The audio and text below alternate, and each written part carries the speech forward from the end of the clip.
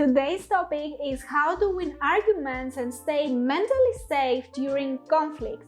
If you know anyone that doesn't have any problems in their daily life, then I would like to be their friend and create problems.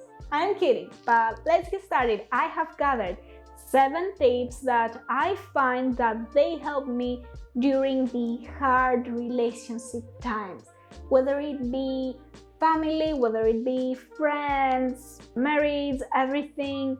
These 7 tips really help me to stay balanced. Let's get started with number 1, which is give the other person the space to express themselves. We need to always give everyone a moment to breathe and tell us how they feel. We show our respect this way. The most important thing that you can do is give your attention to others and just listen. Listen to what the other person has to say. Maybe there you will find a clue that can help build your relationship better.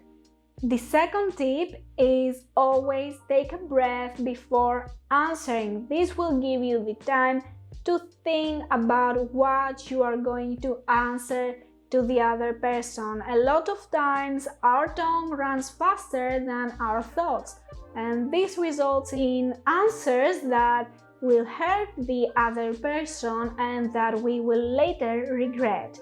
So it is always better to take a moment, pause, think about what the other person has said, and then go on and give your reply. Don't say things that will make you feel like a dumb rabbit later. Before we continue with the rest of the tips, if you find any value in this video, please click the subscribe button in 4, 3, 2, 1. Did you click it? Thank you so much. You make my day brighter and support the channel and the community. Now let's go ahead and continue. The third one is don't raise your voice. Even if the other person does it, don't do it, and I will explain you right now why.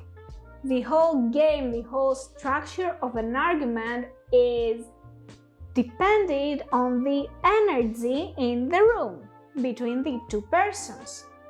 The person that creates the argument has a high energy, a high vibrance in their energy, and they want to pass that energy to you, to get you to their level, to the tension, to the thirst for fights and everything.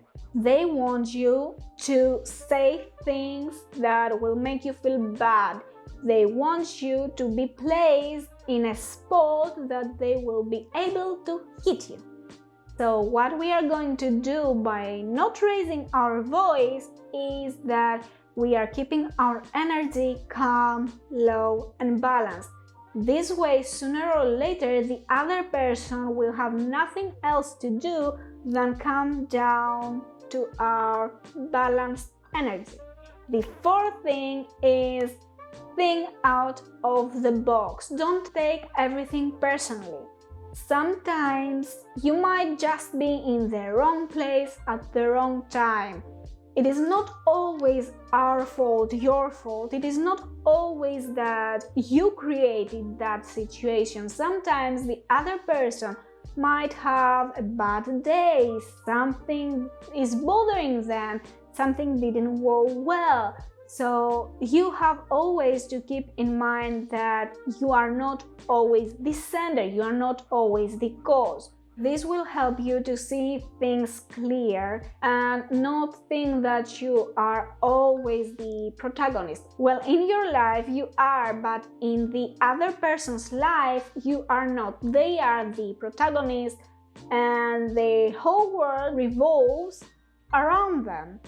So keep in mind that not everything that happens is because of you. A lot of things happen because of the other person's energy. It is exactly the same as when everyone is okay around you and you go ahead and disturb things, you create a fight. It is just the same thing, and when you're having an argument, don't forget about it. Sometimes it is our fault, but sometimes it is not.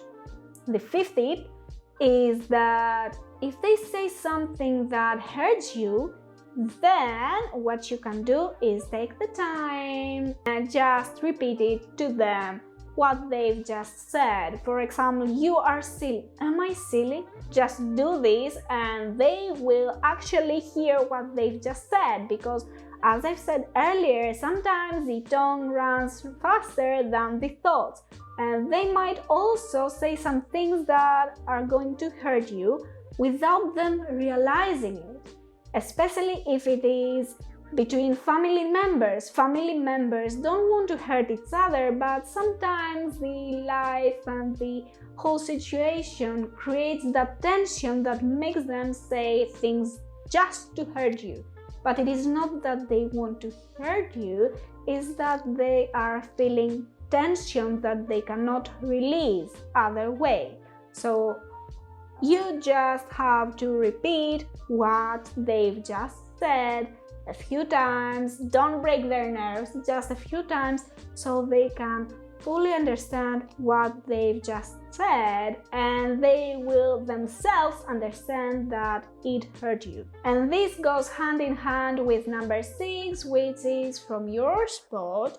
Don't say things just to hurt the others.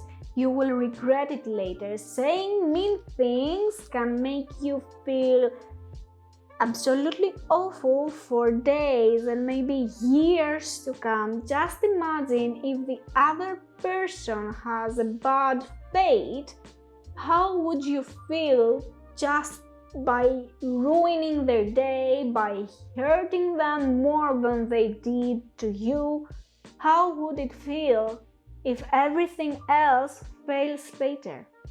Think about this, especially if you are having arguments with family members, with friends, with dear friends that you really love. Just put your egoism to the side. Of course you're precious, of course you're important, but that in a situation of failure doesn't even matter.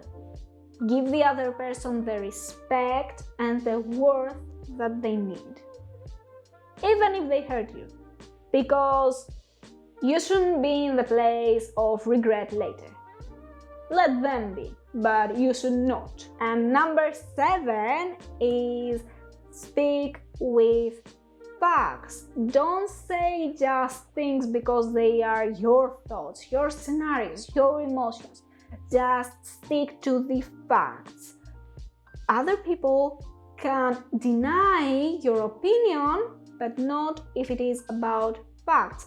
If you can show someone that this is real, they can't say anything else. I know that sometimes many people are stubborn and they just don't care.